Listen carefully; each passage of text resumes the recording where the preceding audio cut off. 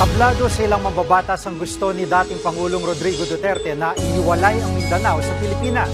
Hindi raw kasi yan pwede sa ilalim ng kasalukuyang konstitusyon. Nasa frontline ng balitang yan si Camille Samonte. Sa gitna ng hidwaan sa politika, gustong ihiwalay ni dating Pangulong Rodrigo Duterte ang Mindanao sa Pilipinas at magkaroon ng sariling gobyerno. Gusto ko talaga. Gusto ko na.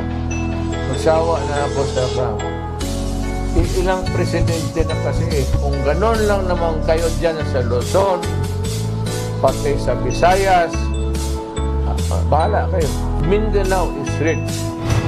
Sinabi niya yan sa isang news conference sa Davao City kagabi. Ayon kay Digo, gagawin nila yan sa pamamagitan ng pangangalap ng mga pirma tulad ng ginawa sa People's Initiative para sa Chart